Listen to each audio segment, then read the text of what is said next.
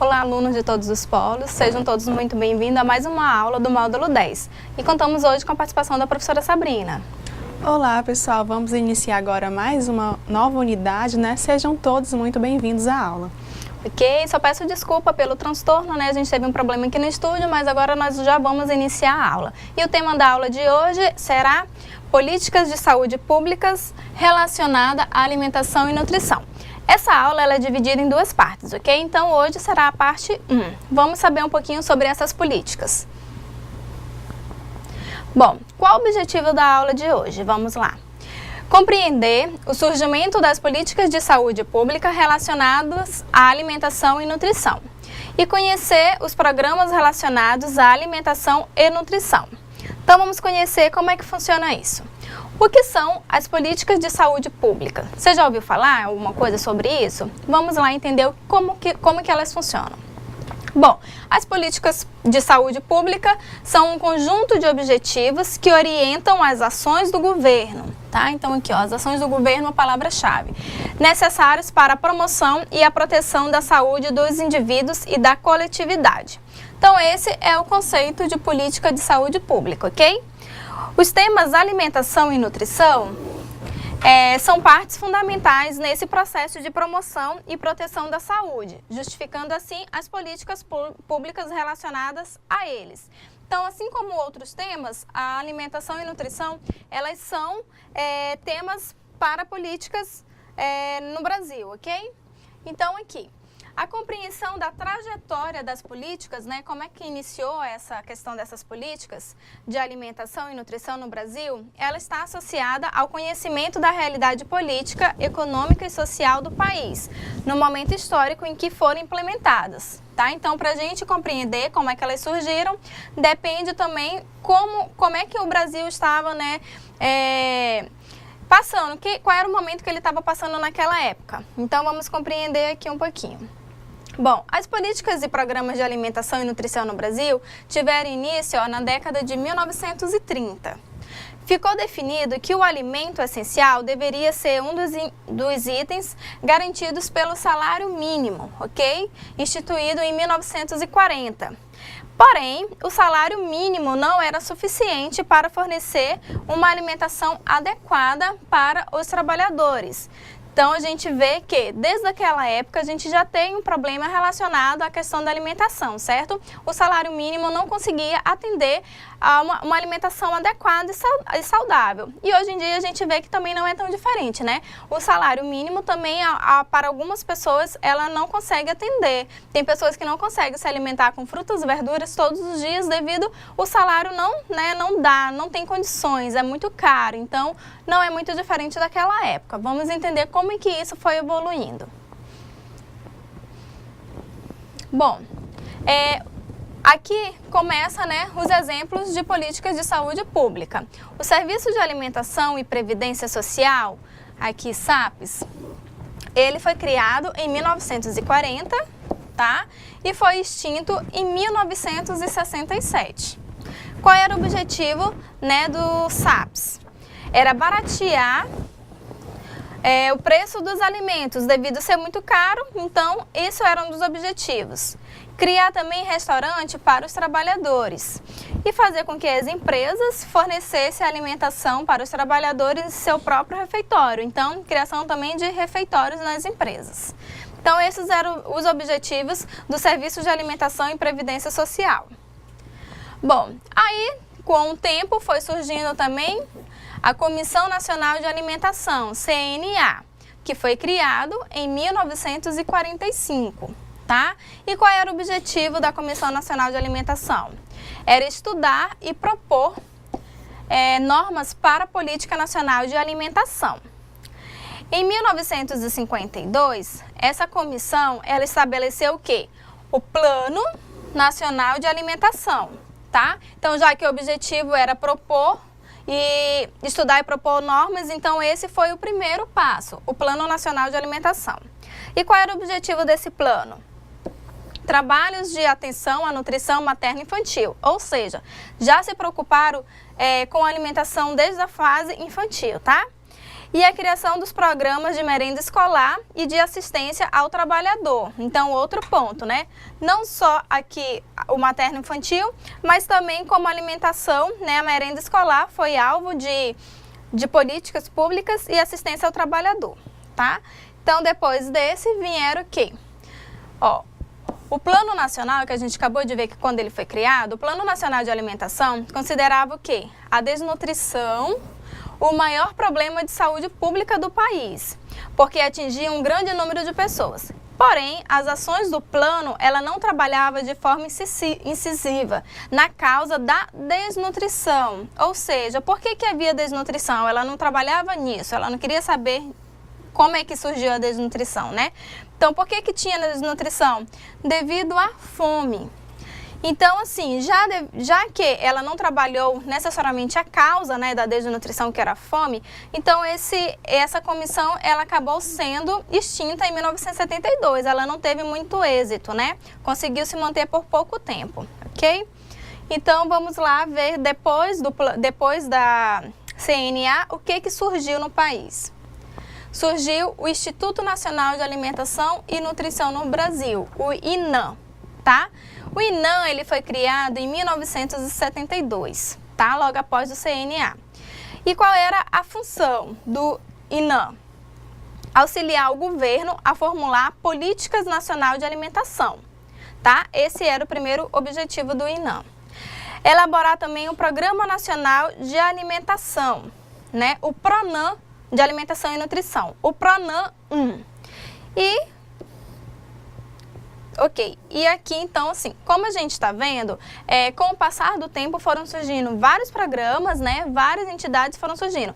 O que não dava certo, vinham outros. Então, a gente vê que, devido à época que o Brasil estava passando, que esses programas foram sendo estabelecidos, certo? Mas sempre tinha que ter algum programa. A gente viu que são questões de políticas públicas. Então, se um não deu certo, faz um novo estudo e vê qual o próximo que pode vir. Então, a gente vai ver aqui em ordem cronológica quais as políticas, quais os programas que foram surgindo, ok? Então, vão anotando aí os nomes dos programas para no final a gente poder compreender melhor, tá? Como foi essa parte cronológica dessas políticas públicas, ok?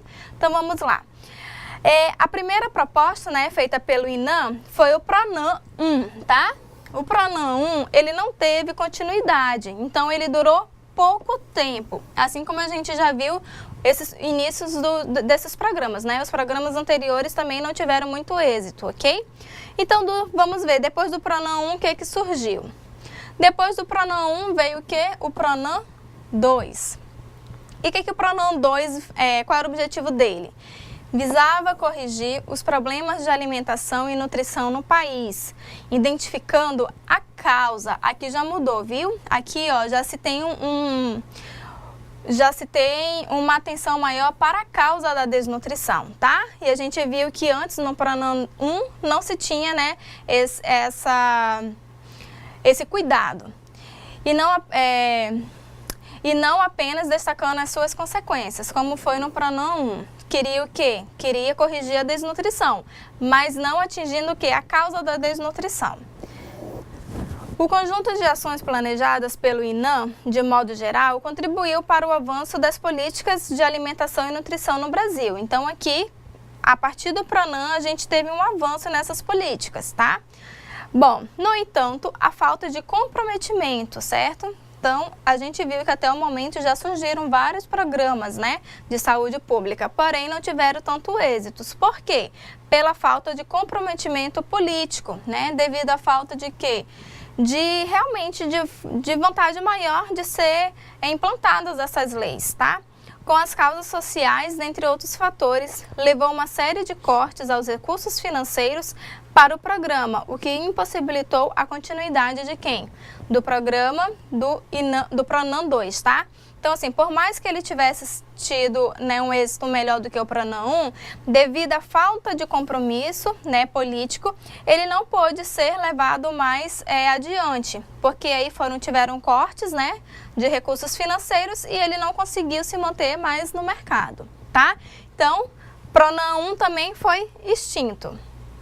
E aí vamos ver aqui, ó, o PRONAM 2, Ele foi extinto quando? Em 1989.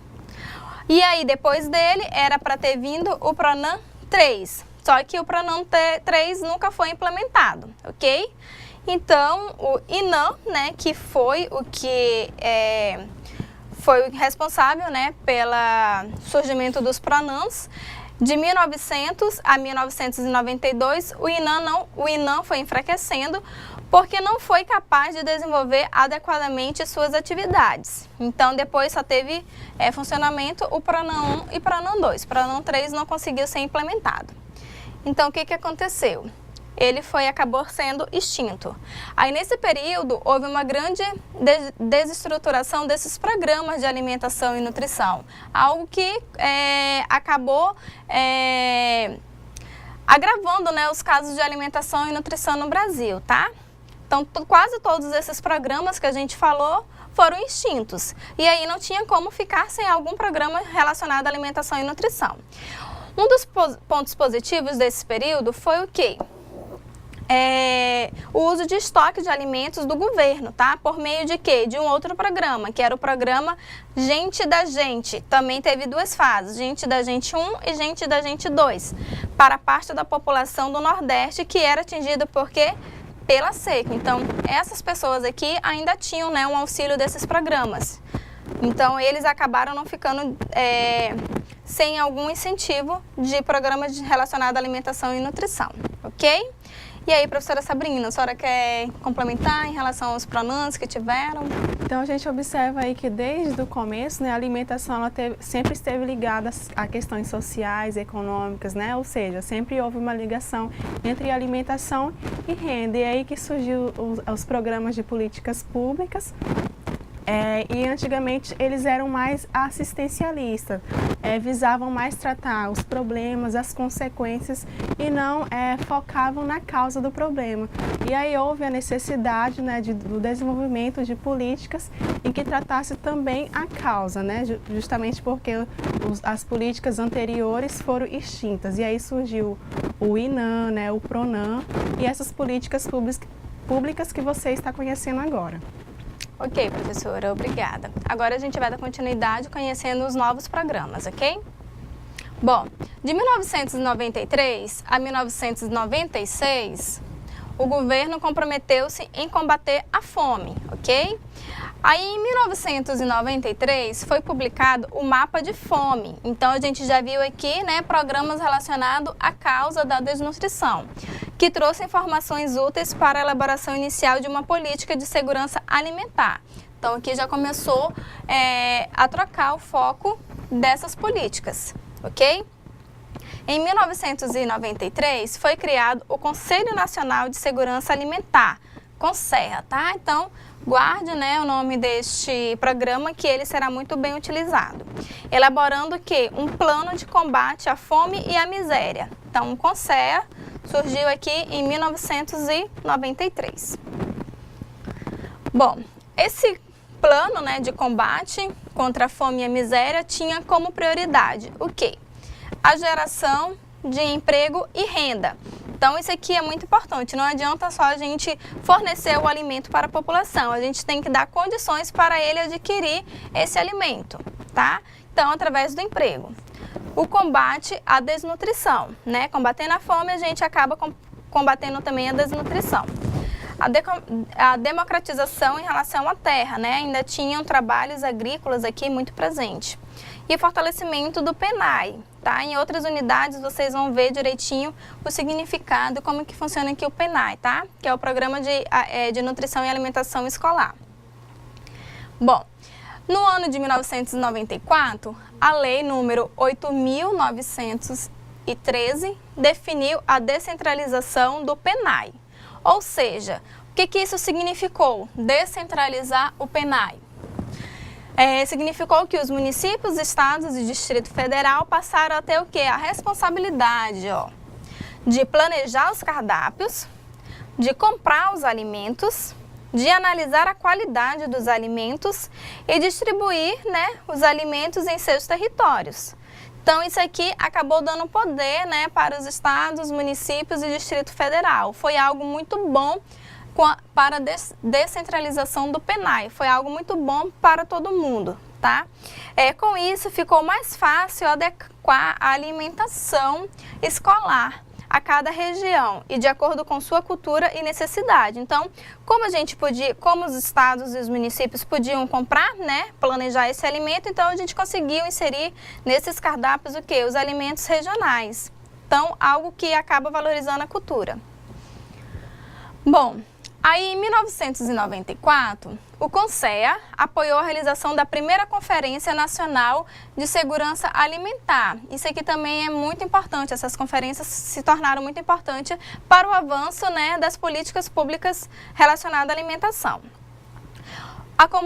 O programa Comunidade Solidária ocupou o lugar do CONSEA. Então a gente já viu aqui que o CONSEA acabou, né, sendo desativado em 1994. Então o CONSEA foi substituído pelo programa Comunidade Solidária, tá? E em 97, o que aconteceu? O INAM foi extinto, sendo que as ações desenvolvidas na área de alimentação e nutrição passaram a ser o quê? Responsabilidade do Ministério da Saúde. Então, a gente vê que quem começou a ter responsabilidade, né, a esses programas foi o quê? O Ministério da Saúde. Então, vamos ver se com o Ministério da Saúde, se esses programas acabaram se tornando, se ficaram, né, mais tempo no Brasil. Como que aconteceu isso? A Coordenação Geral de Alimentação e Nutrição, CGAN, né, o que aconteceu? A missão dela, o que era? Implantar ações de acordo com as diretrizes, a gente vai conhecer já, da Política Nacional de Alimentação e Nutrição, ou seja, que é um outro programa, PNAM, que é o quê? Política Nacional de Alimentação e Nutrição. E o que o PNAM, ele visava? Qual era o objetivo dele? A garantia de condições de saúde adequada à população brasileira. Então, quando a gente diz condições de saúde, a gente está envolvendo o quê? A alimentação, né? Então, agora a gente vai estar falando do PNAM. Já falamos de vários outros programas e agora vamos falar um pouquinho do PNAM, conhecer como é que ele funcionou e se ele ainda funciona, ok? Vamos lá. O PNAM, Política Nacional de Alimentação e Nutrição. Ele foi elaborado sobre a coordenação do CGAN e foi aprovado na portaria número 710, de 10/6 de 99. Então, a gente vê que tudo está relacionado à lei mesmo, tá? Então, alimentação e nutrição, elas estão baseadas em lei. Firmou o compromisso do Ministério da Saúde no combate do males contra a fome, né? Contra a desnutrição, já que a gente viu que a partir de então, quem ficou responsável pela essa parte de alimentação e nutrição foi o que? O Ministério da Saúde, tá? E a escassez alimentar e a pobreza também era um ponto-chave para a gente poder, para eles poderem resolver nessa questão. Aos males causados da alimentação inadequada e pelos excessos como sobrepeso e obesidade. Então, esses eram os itens chaves para que o programa começasse a agir, tá? Para que começasse a tomar um corpo. Então, a Política Nacional de Alimentação e Nutrição, PNAM, no início, ele teve como propósito, tá? No início, qual era o propósito do PNAM? Garantir a qualidade dos alimentos colocados para o consumo no país. Então, ele se preocupava em não apenas fornecer o alimento, mas se esse alimento realmente tinha uma qualidade, tá? Promover práticas alimentares saudáveis. Então, isso aqui começou com o PNAM. Hoje em dia, a gente ainda faz isso, né? Promover as práticas alimentares saudáveis. Prevenir e controlar os distúrbios nutricionais. Também já começou lá e hoje em dia a gente ainda faz isso. Estimular as ações intersetoriais que propiciam acesso universal aos alimentos, a mesma coisa. Então, vários setores das esferas estadual, municipal, né, estão empenhados nesse projeto para que a alimentação e nutrição seja algo de toda a população, tá? Só que depois, né, o PNAM teve sucesso, continuou sendo implementado, só que precisava o quê? Precisava adequar conforme a realidade do país, certo? Então, depois de 10 anos que o PENAM tinha sido implantado, houve o quê? Houve uma modernização no PENAM. Então, vamos ver como é que ficou. Aí, esse PENAM começou a ter um nome de quê? PENAM 10 anos, tá? Então, quando ele completou 10 anos, houve a reformulação de todo o PENAM, das leis e diretrizes. Então, vamos entender um pouco como é que funcionou isso, tá? Ó.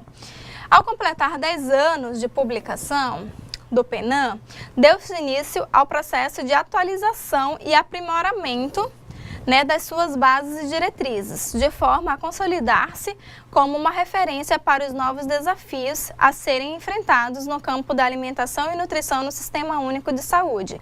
Então, ele ficou sendo parte do SUS também, tá? Bom, a portaria número 2715, de 17 de novembro de 2011, atualizou a Política Nacional de Alimentação e Nutrição. Então, como eu disse, como é lei, então está aqui qual foi a portaria que atualizou o PENAM. Então, vamos ver qual foi essa atualização. Ó, para atualizar as políticas do PENAM, houve o quê? Parcerias, né? E quais foram as parcerias que ajudaram a essa atualização? Foi a Comissão Intersetorial de Alimentação e Nutrição, CIAM, Conselho Nacional de Saúde contribuiu também e o Ministério da Saúde. Então, todas essas esferas aqui ajudaram a atualizar o PENAM, né? Bom, assim conduziu um amplo e democrático processo de atualização e aprimoramento da política, por meio de 26 seminários. Então, o que aconteceu? Aconteceu os seminários estaduais, para que houvesse as discussões, né, como que o PENAM funcionava em cada estado, em cada município. E o Seminário Nacional também de Alimentação e Nutrição. Então, foram através desses seminários que se conseguiu as informações para que pudessem aprimorar o PENAM, tá? Bom, e participaram desses seminários os conselheiros estaduais e municipais de saúde, as entidades sociais civil, as entidades dos trabalhadores de saúde, os gestores estaduais e municipais de alimentação e nutrição da atenção básica, os conselheiros estaduais de segurança alimentar e nutricional, e centros colaboradores de alimentação e nutrição vinculados a universidades e especialistas em políticas públicas de saúde e de alimentação e nutrição. Então, a gente vê que foram vários ramos, várias pessoas ligadas à alimentação que participaram desses seminários e assim contribuíram, né, com seus conhecimentos e com suas experiências. Bom, aí o que aconteceu, né? A Política Nacional de Alimentação e Nutrição teve como propósito, né? Então, após os 10 anos, qual era o propósito? Então, qual foram as atualizações? Aí o que aconteceu? Ó, a melhoria das condições de alimentação, nutrição e saúde da população brasileira. Então, já mudou o enfoque, tá? Promoção da prática alimentar adequada e saudável. Vigilância alimentar e nutricional, tá? Algo que não era, esse aqui não era preocupação do início do PENAM. E com a atualização, esse ponto já foi destacado. Prevenção e cuidado integral dos agravos relacionados à alimentação e nutrição. Então, como a gente viu lá no início, essa foi alguma das atualizações que aconteceram no PENAM 10 anos, tá? Bom, assim, nesta nova edição, a Política Nacional de Alimentação e Nutrição apresenta-se com o propósito de melhorias, né, de melhorar as condições de alimentação e nutrição e saúde, em busca da garantia da segurança alimentar e nutricional da população, tá? Essa garantia da segurança alimentar, ela é muito importante, tá? Porque não basta apenas fornecer o alimento para a população. Tem que ter a garantia que esse alimento realmente é seguro, tá? Então, vamos lá, só para a gente ter noção, né, quais eram o PENAM tinha várias atribuições, e entre elas estão aqui as atribuições, né, que ele teve desde o início, ok? Então, essa aqui era só para vocês poderem conhecer quais seriam as atribuições do PENAM, tá? Então, foram 6 atribuições que eles tinham. Bom, a Política Nacional de Alimentação e Nutrição é composta por diretrizes, tá? que orientam as ações que devem ser feitas para o alcance desses objetivos. E foi desenvolvida por meio de participação de instituições do governo e instituições não governamentais. Então, é através das diretrizes que as ações são implantadas do PENAM, tá? E quais que eram as diretrizes do PENAM antes de 2012? Era o estímulo às ações entre diferentes setores que visem o quê? O acesso de todos aos alimentos. Ou seja, o setor de saúde deve relacionar-se com outros setores do governo, da sociedade civil e do setor produtivo, que possam auxiliar no acesso de todas as pessoas ao alimento. Então, essa é a primeira diretriz até 2012, tá? A segunda diretriz, garantia da segurança e da qualidade dos alimentos e da prestação de serviço neste contexto. Ou seja, os alimentos consumidos pela população precisavam de qualidade, por isso deve haver, então, uma forte ação da vigilância sanitária, tá? Então, não apenas fornecer o alimento, mas que seja um alimento de qualidade. A terceira diretriz, monitoramento das situações alimentar e nutricional. Deve haver o quê? Um controle da saúde e da nutrição da população, em especial gestante e crianças, né? Que geralmente são grupos de riscos. Bom, a quarta diretriz, promoção da prática alimentar e estilo de vida saudável, ou seja, baseia-se no incentivo ao aleitamento materno, tá? Divulgação de conhecimento de alimentação, nutrição, prevenção de doenças relacionadas à má alimentação, entre outras. A quinta diretriz, prevenção e controle dos distúrbios nutricionais e das doenças associadas à alimentação e nutrição. Ou seja, prevenção de doenças causadas pela falta de nutrientes, né? Como a gente já viu, doenças causadas pela falta de ferro, vitamina A e iodo. E também das causas pelo excesso, como a obesidade, que pode acontecer, e a diabetes, excesso de alimentos. Bom, a sexta diretriz, promoção de linhas de investigação, ou seja, trata-se de um desenvolvimento de pesquisas com o objetivo de comprometer as situações e os fatores que interferem na saúde e na nutrição da população, para que possam ser definidas as ações para a correção desses problemas, tá? E a sétima diretriz, desenvolvimento e capacitação de recursos humanos, ou seja, trata-se de fornecer conhecimentos e habilidades para que as pessoas possam trabalhar a favor dos direitos humanos, em especial da alimentação adequada.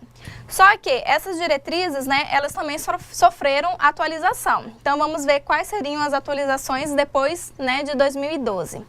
Então, tá aqui, surgiu mais uma diretriz, em vez de ser 7, são 8, tá? Organização e atenção à nutrição, promoção da alimentação promoção da alimentação adequada e saudável. A terceira, vigilância alimentar e nutricional. A quarta, gestão das ações de alimentação e nutrição. A quinta, participação no controle social. A sexta, qualidade de força de trabalho. A sétima, pesquisa, inovação e conhecimento em alimentação e nutrição. E a oitava, controle e regulação dos alimentos, tá? Então, assim, percebeu-se que com o tempo tinha que fazer essa atualização, porque essas eram as causas já, né, as causas de doenças ou já eram as partes que estavam enfraquecendo esse programa. Então, por isso que houve essa atualização das diretrizes. Então, se estuda quais são os problemas do momento e se atualizam, né, atualiza então o programa. Então, isso que aconteceu. Foi um programa que teve muito êxito e que até hoje em dia ele é aplicado em nossa sociedade, ok? Então, não esqueça, o PENAM, tá? É um programa que existe até hoje. Agora que nós conhecemos algumas políticas, né, públicas relacionadas à alimentação e nutrição, vamos ficar sempre atentos, ó, para acompanharmos essas mudanças e evolução nessa política pública, né, de saúde, que é tão importante para a população. Então, quando a gente fala de política, a gente fala de política de uma maneira geral, né? Ela envolve, então, o quê? O direito à alimentação, o direito ao lazer e o direito à educação. Então, nós temos que ficar atentos e sempre estar cobrando realmente isso do governo, tá? Então, agora nós vamos parar por aqui essa aula. A aula não acabou, né? Quer dizer, a unidade não terminou, a unidade ela será concluída na próxima aula, tá? Então, nesse momento, a gente faz o intervalo para que vocês possam desenvolver as atividades relacionadas a essa aula.